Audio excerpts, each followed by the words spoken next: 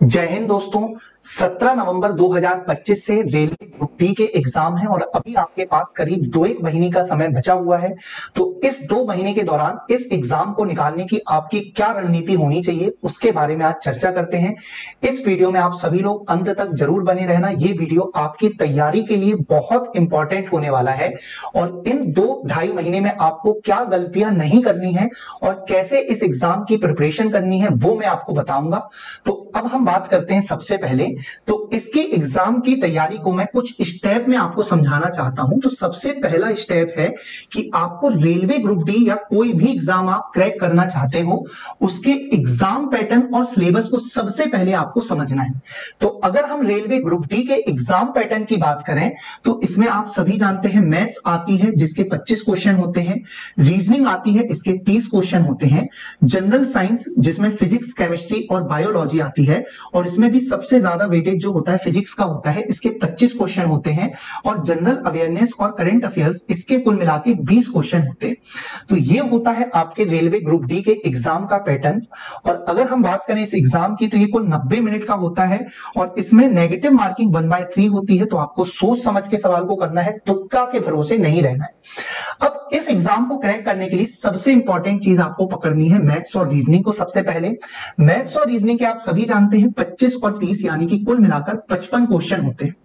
और अगर आप मैथ्स रीजनिंग की बढ़िया से तैयारी किए हुए हैं और 55 में से 55 क्वेश्चन को सही कर लेते हैं ना तो आपके पेपर को निकलने से कोई भी नहीं रोक सकता है।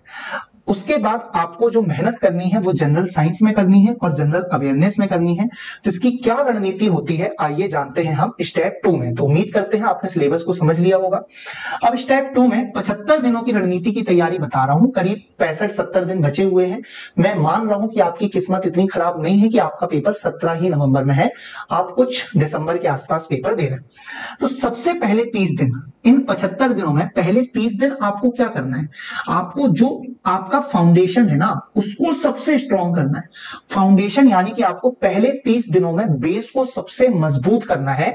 और अब मैं आपको मैथ्स, रीजनिंग, साइंस और जनरल अवेयरनेस और करंट अफेयर्स के सबसे इंपॉर्टेंट टॉपिक या चैप्टर बताता हूं जिससे सबसे ज्यादा क्वेश्चन पूछे जाते हैं।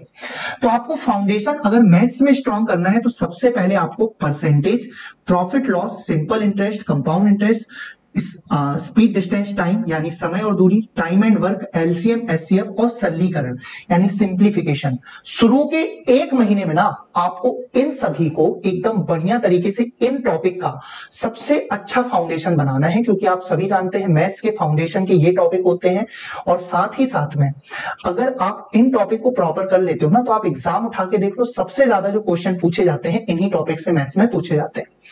उसके बाद आपको रीजनिंग में शुरू के 1 महीने में सबसे पहले किन टॉपिक के ऊपर काम करना है तो ये है आपका coding, decoding, series, blood relation, calendar, direction distance, Venn diagram और सिलोजिज्म और पजल। आप उठा के देख लीजिए, इन्हीं 8-10 टॉपिक में से आजकल के समय में करंट एग्जाम पैटर्न में रेलवे में रीजनिंग पूछी जा रही है। अगर मैं बात करता हूं साइंस की तो 1 महीने में अगर आप पूरी शिद्दत से लगते हैं ना तो आप बस 9वीं और 10वीं की एनसीईआरटी बेस फिजिक्स, केमिस्ट्री और बायोलॉजी को एकदम बेसिक तरीके से पढ़ लें और सिस्टमैटिक तरीके से पढ़ते हैं तो आपको साइंस में भी कोई नहीं रोक सकता है, ये बात आप याद रखिएगा। और अगर मैं बात करता हूं जनरल अवेयरनेस और करंट अफेयर्स की तो आप बस ये करें कि पिछले 6 से 8 महीने के जो करंट अफेयर्स हैं उनको बढ़िया तरीके से कर लें, स्टैटिक जीके पढ़ लें, रेलवे और स्पोर्ट्स और अवार्ड वगैरह ये बढ़िया तरीके से देख लें और पॉलिटी का बेसिक आप कर लें। क्योंकि आप सभी जानते हैं पॉलिटी में आर्टिकल से, अनुसूचियों से, इन सब चीजों से बढ़िया सवाल पूछे जाते हैं, वो आपको पता होनी चाहिए। तो सबसे पहले आपको क्या करना है, पहले 30 दिन में आपको जो अपना फाउंडेशन है उसको स्ट्रॉन्ग करना है। उसके बाद आपको क्या करना है कि अगर स्टेप 2 की बात करें हम तो स्टेप 2 में सबसे पहले आप फेज 2 की अगर मैं बात करूं यानी कि 30 दिन के बाद जो 25 दिन है अगले, अगर मैं उसकी बात करूं तो उसमें आपको क्या करना है, फिर जब आपका एक बार फाउंडेशन मजबूत हो जाता है ना तो आप फिर क्या करें, हर दिन मॉक टेस्ट लगाना शुरू करें। क्योंकि अगर आप बिना फाउंडेशन दिए मॉक टेस्ट लगाएंगे, मॉक टेस्ट में मार्क्स कम आएंगे और उसके बाद आपका मोटिवेशन और डाउन होगा और आप मॉक टेस्ट नहीं लगाएंगे और अपने आप को कम समझने लगेंगे। तो सबसे पहले 1 महीने अपने फाउंडेशन को मजबूत करें। उसके बाद जब आप मॉक टेस्ट लगाएंगे ना, तो आपको भाई साहब कोई दिक्कत नहीं होगी और आपके ठीक ठाक स्कोर आना शुरू हो जाएंगे।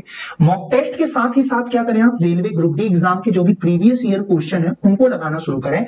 एग्जाम मार्केट में बहुत सारी किताबें आती हैं, कोई भी प्रीवियस ईयर सॉल्व पेपर की बुक ले लो और उसके क्वेश्चन लगाना शुरू कर दो कि बिल्कुल कसम खा लो कि हर दिन मुझे 100 मैथ्स के, 100 रीजनिंग के और 100 जीके और साइंस के क्वेश्चन लगाने हैं, चाहे दुनिया इधर की उधर हो जाए। ठीक, उसके अलावा आप अपनी एक कड़ी बनानी है कि आपके कौन कौन से टॉपिक कमजोर है और आपको उन टॉपिक्स को सुधारना है। ठीक है, जैसे आपको एग्जांपल के तौर में हिस्ट्री में, मॉडर्न हिस्ट्री में प्रॉब्लम होती है तो आप उसको बढ़िया तरीके से कवर करो। साथ ही साथ में अगर आपको मैथ्स में किसी चैप्टर में प्रॉब्लम होती है तो आप उसको सुधारो, रीजनिंग में किसी चैप्टर में प्रॉब्लम होती है उसको सुधारो, और साथ ही साथ में रोज कम से कम 100-120 एमसीक्यू पर सब्जेक्ट, प्रति सब्जेक्ट की बात हो रही है यहां, जो मैंने आपको बोला पर सब्जेक्ट आपको कम से कम पर डे 100-120 एमसीक्यू लगाने होंगे।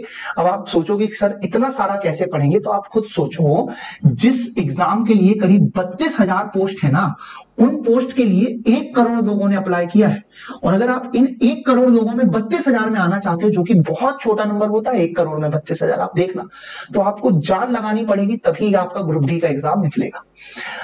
तो ये आपको करना है फेज 2 में अगले 30-25 दिन में। तो शुरू के 30 दिन में मैंने आपको बोला फाउंडेशन मजबूत करो, अगले 25 दिन में आपको ये काम करना है। उसके बाद जो 20 दिन बचते हैं उसमें आपको क्या करना है, आपका जो भी आपने पढ़ा हुआ है उसका अच्छे से रिवीजन करना है, क्योंकि रिवीजन सबसे इंपॉर्टेंट होता है। बिना रिवीजन की अगर आप जाओगे तो आप पढ़ सब कुछ चुके थे लेकिन भूल जाओगे।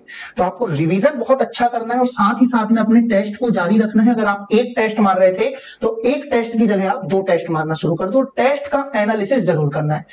बहुत सारे स्टूडेंट होते हैं मुझसे बोलते हैं कि सर हम टेस्ट मार रहे हैं लेकिन नंबर नहीं बढ़ रहे हैं।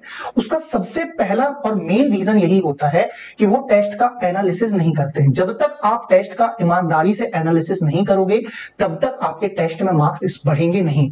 और मैं आपको एक सीधी बात बताता हूं, अगर आप मैथ्स और रीजनिंग में टेस्ट का एनालिसिस करना चाहते हो तो आपको कुछ नहीं करना है। मैथ्स रीजनिंग में 2 टाइप के क्वेश्चन होंगे, कुछ वो जो आपसे बन जाएंगे और कुछ वो जो आपसे नहीं बनेंगे। तो जो क्वेश्चन आपसे बनते हैं आपको ये सोचना है कि आप कैसे उन क्वेश्चन का टाइम को कम कर सकते हो। जैसे आपसे कोई क्वेश्चन बन गया लेकिन आपने उसमें 2 मिनट लिए, तो भाई साहब वो क्वेश्चन बनने का तो कोई मतलब ही नहीं है। आपको वहां पर यह सोचना है कि मैंने इसमें जो 2 मिनट दिए हैं मैं उसको कैसे 30-35 सेकंड में ला सकता हूं। तो आपसे जो क्वेश्चन बन जाते हैं आप उसका टाइम रिड्यूस करो, और जो नहीं बनते हैं ना आप उसके कॉन्सेप्ट को अच्छे से समझो और उसको बढ़िया तरीके से प्रैक्टिस करो। चैट जीपीटी में वही क्वेश्चन का स्क्रीनशॉट डालो और बोलो कि मेक सिमिलर 5 क्वेश्चन, वो चैट जीपीटी आपको सिमिलर 5 क्वेश्चन बनाकर दे देगा। आप उसकी प्रैक्टिस करो, खेल खत्म। तो आपको यह करना है मैथ्स और रीजनिंग में। और उसके अलावा जीके के लिए आपको कुछ नहीं करना है, एक कॉपी बनानी है और उस कॉपी में आपसे जीके के जो भी क्वेश्चन गलत होते हैं उसको 1 लाइन फैक्ट में लिखना शुरू करो। जीके साइंस के अगर आप ये कर लेते हो ना और उसको हर दिन रिवाइज करते हो तो आप मान के चलो कि आप ऑटोमेटिकली देखना 15 दिन में आपके टेस्ट के नंबर 10 से 15 बढ़ने शुरू हो जाएंगे। मेरा वादा है। तो आपको ये काम करना है। ठीक, तो आपको लास्ट के 20 दिन क्या करना है, केवल मॉक टेस्ट देना है और रिवीजन पर ध्यान देना है। हर टेस्ट के बाद एनालिसिस करना है, जो मैं आपको पहले बता चुका हूं कि कहां गलती हो रही है। करंट अफेयर्स डेली रिवाइज करना है। जो आपने 6-8 महीने का पहले शुरुआत में फाउंडेशन में करंट अफेयर्स पढ़ा था ना, आपको उसको रिवीजन करना है। क्योंकि आप याद रखना, जब करंट अफेयर्स पढ़ते हैं उसके बाद कुछ समय के बाद क्या होता है कि हमको हर न्यूज एक सी लगने लगती है। तो अगर आप रिवीजन करोगे तो ही आपको एग्जाम में पता चलेगा उनके बीच में डिफरेंस, अदरवाइज आप भूल जाओगे।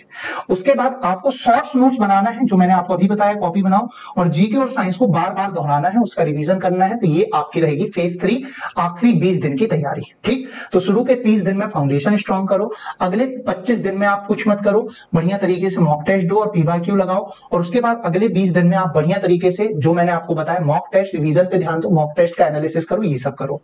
उसके बाद आगे बढ़ते हैं भैया। तो स्टेप 3 में अगर मैं बात करता हूं तो आपको टाइम मैनेजमेंट इन एग्जाम, यानी कि समय में टाइम मैनेजमेंट देना है। क्योंकि आप याद रखना, आप कितनी भी तैयारी कर लो लेकिन अगर आप प्रॉपर स्ट्रेटेजी के साथ नहीं जाओगे सिलेक्शन नहीं होगा। तो उसके लिए आपको क्या करना है, अपने टाइम मैनेजमेंट पे विशेष ध्यान देना है। और आपको सीधे सीधे क्या करना है, जब भी आपको पेपर मिलता है, अगर सेक्शन वाइज है तो आप पहले रीजनिंग और जीके को हल करें क्योंकि ये जल्दी हो जाएंगे और स्कोरिंग रहते हैं। उसके बाद आप मैथ्स में आए और साइंस पर जाएं। और अगर हम बात करते हैं कि टाइम बाउंडेड प्रैक्टिस करें, अगर आप 90 मिनट का टेस्ट है तो आप प्रयास करें कि 90 मिनट का पेपर जरूर 90 मिनट का है लेकिन मुझे इसे 80 मिनट में ही सॉल्व करना है। और आपको ये बिल्कुल नहीं सोचना है कि मेरा टेस्ट जो है ये 90 मिनट का है, आप यही सोचो कि 80 मिनट का टेस्ट है और मुझे 80 मिनट में करना है। तो अगर आप ये चीज कर लेते हो तो आप खुद देखो कि आपका टाइम मैनेजमेंट कितना शानदार होगा और आप आराम से पेपर निकाल पाओगे। अगर बात करते हैं स्टेप 4 में, जो मैं आपको कुछ एक्स्ट्रा टिप देना चाहता हूं, तो आपको हर दिन 1 से 2 मॉक टेस्ट जरूर लगाने हैं। मॉक टेस्ट आप याद रखिएगा, आपकी प्रैक्टिस के लिए, टाइम मैनेजमेंट के लिए बहुत इंपॉर्टेंट है। और कैसे मॉक टेस्ट देना है मैंने आपको जरूर बता दिया है। प्रीवियस ईयर क्वेश्चन पेपर हमेशा लगाएं, साथ ही साथ में जो करंट पेपर हो रहा है उनको भी लगाएं। करंट अफेयर्स लास्ट 6 महीने 8 महीने बहुत स्ट्रॉन्ग रखें, क्योंकि अगर आपने ये नहीं रखे तो आप याद रखिएगा सिलेक्शन होना बहुत मुश्किल होगा। और एक्यूरेसी पर ध्यान दें, निगेटिविटी से बचें, क्योंकि कई लोग क्या रहते हैं, आप याद रखिएगा, आप जितने ज्यादा गलत क्वेश्चन करोगे नॉर्मलाइजेशन में, हो सकता है कि आपके मार्क्स उतने कम हो जाए। तो आपको एक्यूरेसी में बहुत ध्यान देना है, क्योंकि बिना एक्यूरेसी के सिलेक्शन होना एकदम असंभव है। तो अगर आप ये कर रहे हो कि अगर आप पेपर में जा रहे हो और अगर आप 75 क्वेश्चन कर रहे हो ना, तो आप यही सोचो कि 75 के 75 सही होने चाहिए। ये नहीं होना चाहिए कि अगर आपने 85 क्वेश्चन किए जिसमें से 75 सही हो गए और आपके 10 क्वेश्चन गलत हो गए, तो बाबू 75 सही है उसके नंबर तो मिलेंगे, लेकिन इस 10 के 1/3 यानी कि 3.33 नंबर आपके और कट जाएंगे, और फिर ये हो जाएंगे 71.66 और आप सीधे सीधे एग्जाम से बाहर हो सकते हो। तो आपको ये चीज पे विशेष ध्यान देना है। और अगर आप रेलवे ग्रुप डी की अंतिम तैयारी को एकदम बढ़िया तरीके से हमारे साथ करना चाहते हो, तो आप हमारे मैथ्स और रीजनिंग के क्रैश कोर्स को भी ज्वाइन कर सकते हो। ऑनलाइन कोर्स है ये, इसकी फीस मात्र 199 रुपए रखी गई है। और इसको ज्वाइन करने के लिए आप हमारी हेल्पलाइन नंबर 8770523050 इस नंबर पर व्हाट्सएप कर सकते हो। आपको लाइव और रिकॉर्डेड क्लास मिलेगी, साथ ही साथ में मैं आपको मैराथन क्लास के माध्यम से सबसे बेस्ट और करंट आपके जो भी करंट पैटर्न के एग्जाम के क्वेश्चन है ना रेलवे में, उनको एकदम बढ़िया तरीके से करा दूंगा। और आप यकीन मानो कि अगर आप उसको कर लेते हो तो वो आपके एग्जाम के लिए रामबाण होगा, ये मेरा वादा है। ठीक है, तो ये चीज रहेगी। और अगर आप चाहो तो हमारे कंप्लीट बैच को भी ज्वाइन कर सकते हो, जिसमें आपको जीके, जीएस, साइंस और हमारी पूरी टीम के द्वारा आपको बढ़िया तरीके से पढ़ाया जाएगा, सब कुछ रहेगा। इसकी फीस मात्र 349 रुपए है। और आप यकीन मानिए कि अगर आप इसको कर लेते हैं तो आपके सोने पे सुहागा हो जाएगा। तो देरी ना करें, अभी भी समय है। एक सही स्ट्रेटेजी के साथ अगर आप जान लगाकर पढ़ते हैं तो आप यकीन मानिए कि आपका सिलेक्शन खुद होगा। मैंने खुद रेलवे एनटीपीसी 2020-21 का और उसके अलावा एएलपी 2018 का, ये सभी रेलवे के एग्जाम निकाले हैं, बैंकिंग के भी निकाले हैं। तो आपको सही स्ट्रेटेजी बताने की कोशिश कर रहा हूं। बहुत मेहनत से ये वीडियो आप लोगों के लिए बनाया है। तो आपसे रिक्वेस्ट है कि जो तरीके से मैं आपको समझा रहा हूं, रास्ता बता रहा हूं, उसको जरूर करिए।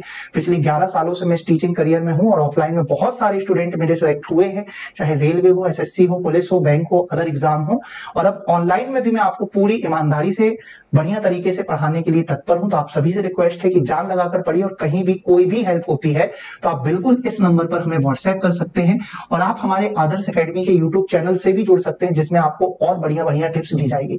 तो अगर ये वीडियो पसंद आया हो तो इसे लाइक और शेयर करना ना भूलें। साथ ही साथ में अपने उन सभी दोस्तों को पहुंचाएं जो ईमानदारी से ग्रुप डी की तैयारी कर रहे हैं और जिनका सपना है इस ग्रुप डी के एग्जाम को निकालना। क्योंकि आप याद रखना, हार्ड वर्क से पेपर नहीं निकलता है, स्मार्ट वर्क से निकलता है। और जब तक आप स्मार्ट वर्क नहीं करोगे पेपर नहीं निकलेगा।